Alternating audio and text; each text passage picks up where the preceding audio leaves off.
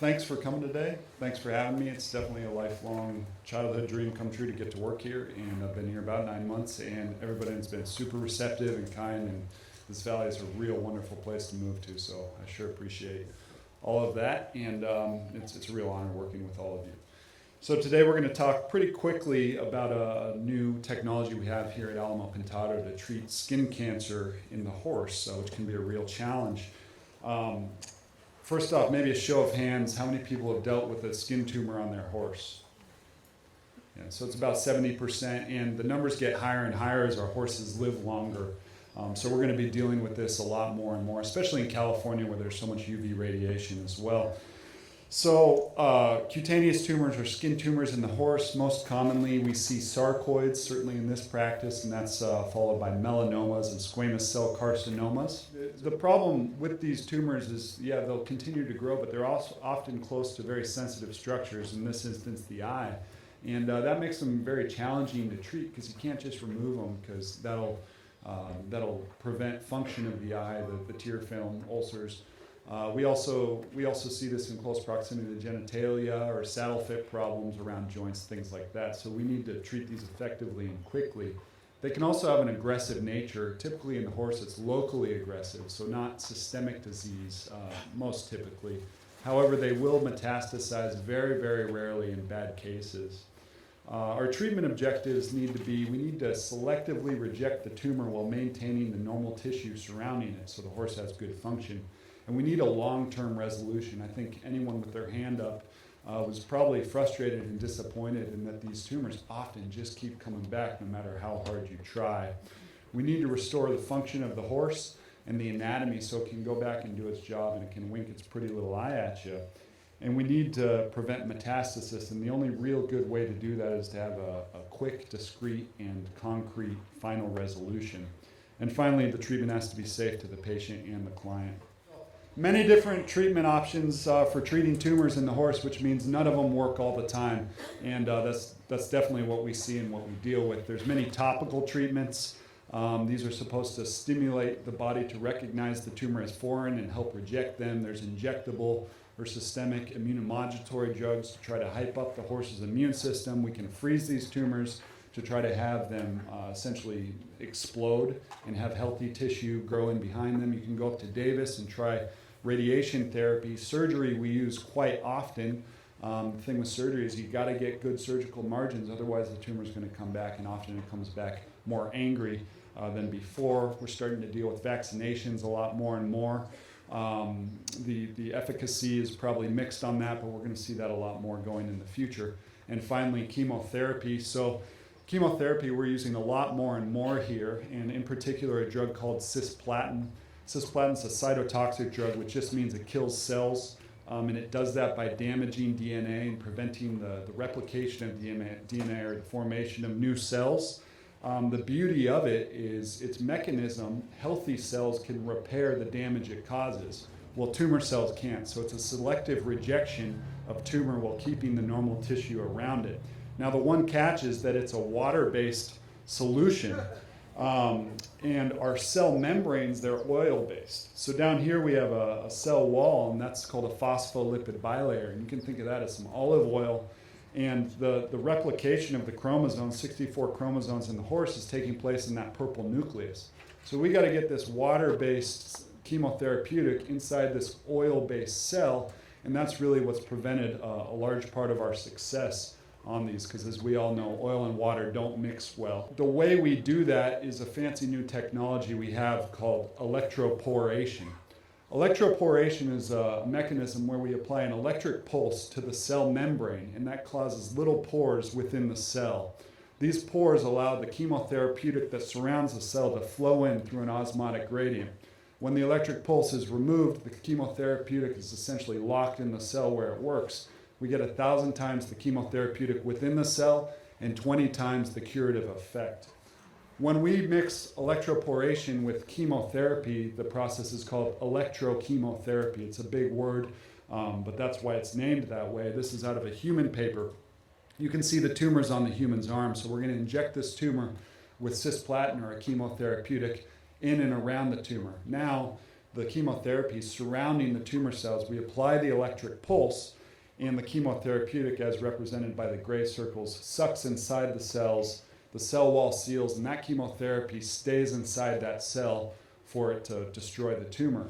This is great because we're getting such a high concentration inside the cell, we can use way smaller of a dose, which makes it far more safe for both the patient and yourself.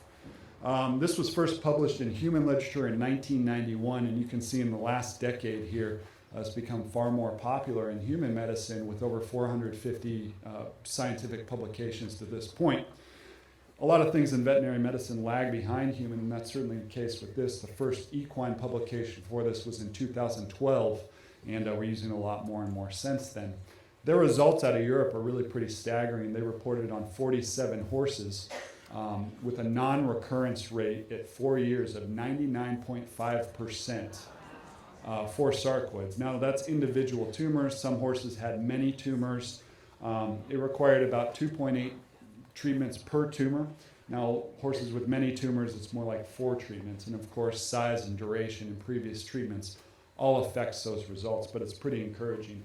Apologize for the vile pictures, but that's how cancer is. So squamous cell carcinoma, I will say that the success of this treatment is not as staggering with squamous cell, probably more around 75% because it's so much more locally aggressive. But you can see here, there's a picture of a prepuce on a horse. Pre-treatment, it has the tumor. We removed the tumor. We had bad margins on histology. Come back 2 weeks later, followed up with electrochemotherapy, and we have long-term resolution. The picture on the right's a long, sad story, but this horse had been battling squamous cell carcinoma on its eyelids for over 4 years. You couldn't walk up to this horse because it was so sick of its eyes being messed with. You can see in the pictures here, they even went to tattooing the eyelids to try to prevent the UV radiation from absorbing. None of it worked. We treated this horse with 2 electrochemotherapy sessions, and in 2 months the tumors were gone and you could pet the horse over the eyeball. It's a really nice story. We got the next slide. So melanoma is also quite common. Melanomas are difficult though because they're throughout the horse. So certainly we don't do chemotherapy on the whole horse. It's cost prohibitive and a little bit dangerous to the horse. But if we have a localized region like this is a Lusitano horse, they get multifocal small pea-like melanomas. We can treat the whole area. And you can see after 1 treatment, that's 2 weeks out in the middle, the body is rejecting these little melanomas. It's spitting these little peas out. And after 2 treatments, you can see the sheath with 0 melanomas on it. These melanomas in this horse will come back. So I tell these owners it's more of a maintenance. I'll see every year, every other year. And finally, the periocular sarcoid.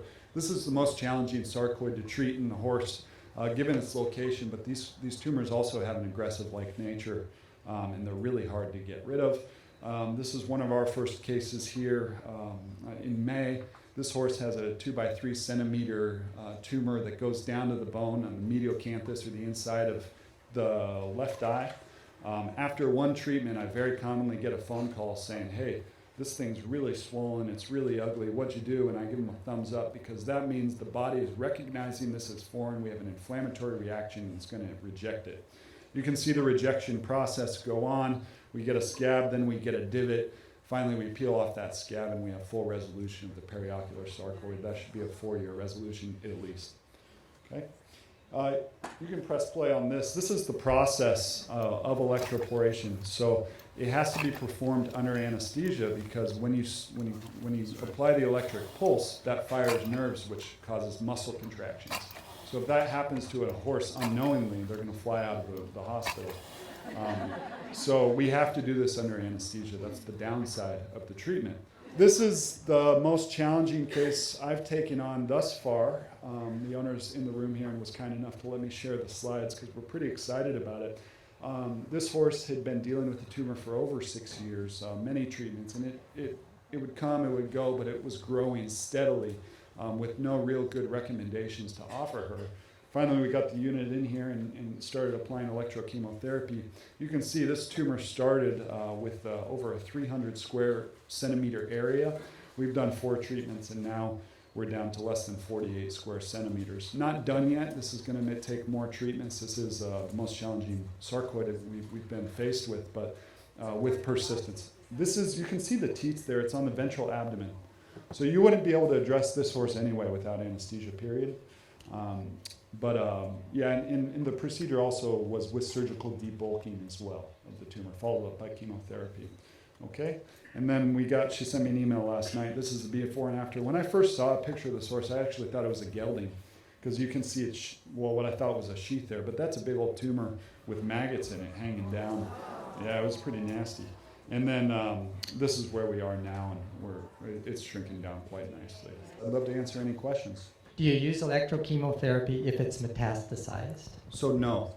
The treatment is for right now the treatment's for focal cutaneous tumors, especially in human and dog literature. That's what we're using on. The future will be they're designing crazy long probes to get in the liver, get in areas, but we need to think of this treatment as a focal treatment, not a whole horse treatment. What's the interval between treatments on sarcoids typically? Excellent question. The publication recommends 2 weeks. For me, it was hard to determine if that was healed tissue or tumor tissue, so I go 3 to 4 weeks. Go ahead. Yeah, I've heard that grays are more susceptible to melanomas and skin cancers. What are your comments on that? Very accurate. So grays are more susceptible to melanomas. I tell people if your gray horse is going to live long enough, it will have a melanoma, or many. It's a fact of the color of their skin. Is there anything we can do to prevent skin cancer in horses, or is it? There's probably stuff you could do, but I don't know how practical it is. I think recommendations for here is UV protection, certainly on horses with white pigment. You can apply sunscreen. There's UV screens you can put on the horse. Sarcoids are thought to be actually from a bovine virus. So if you separate your horses from any contact from a cow ever in their life, maybe that'll help you. Or don't have a gray horse for melanomas. One more question. So the question was, what is the relative cost or rough cost for treatments? And then if you do an ocular one, do you have to protect the eye with ointments and so forth? So it all depends. But the cost, our baseline cost for a simple procedure without histology, so one that's been diagnosed in the field and it's simple, small, hasn't been expanding, is $1,200 under IV anesthesia. Ointments, it just depends. For the procedure itself, we put a Vaseline in there, a lubricant. Sometimes I prescribe it, but we've yet to have an issue is necessitating lube at home.